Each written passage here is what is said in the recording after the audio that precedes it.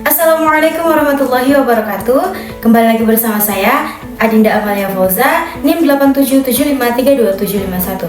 Nah, jadi teman-teman, kita hari ini akan melakukan praktikum IPA mengenai pertumbuhan perkembangan pada makhluk hidup, khususnya pertumbuhan dan perkembangan pada tumbuhan. Nah, teman-teman, kalian pasti tahu kan bahwa tumbuhan yang tadinya kecil, lama-kelamaan makin membesar. Itu tadi disebut dengan pertumbuhan dan perkembangan. Kali ini kita akan melakukan pengamatan mengenai pertumbuhan dan perkecambahan pada tumbuhan kacang hijau.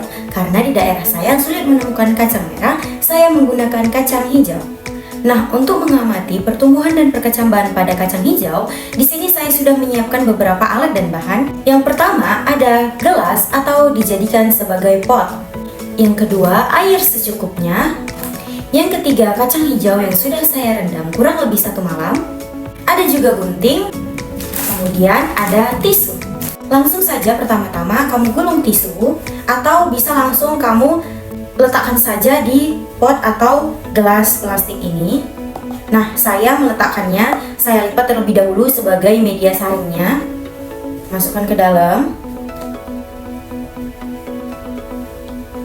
Jangan lupa satunya lagi.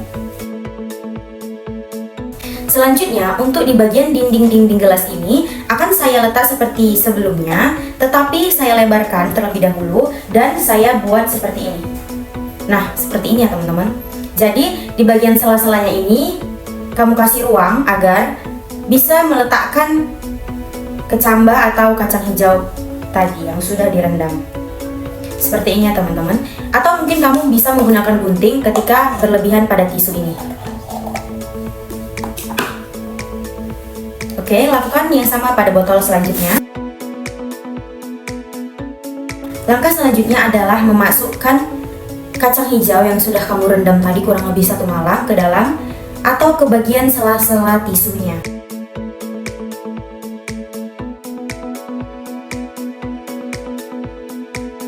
Jadi seperti ini ya teman-teman.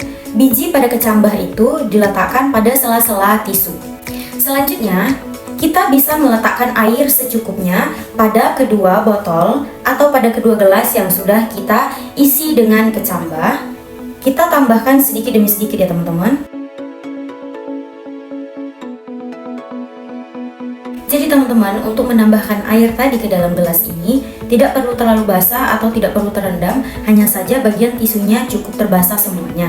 Langkah selanjutnya adalah kita meletakkan keduanya di ruangan terbuka tanpa terkena sinar matahari langsung atau cahaya matahari secara langsung. Jadi kita meletakkannya saja di dalam ruangan yang terbuka. Nah, yang kedua teman-teman, apabila kedua tisu ini teman-teman rasa sudah cukup kering atau semakin kering, dan juga ketika tisunya sudah mulai menguning, teman-teman bisa menambahkan air sedikit demi sedikit pada setiap harinya agar membantu pertumbuhan pada kecambah.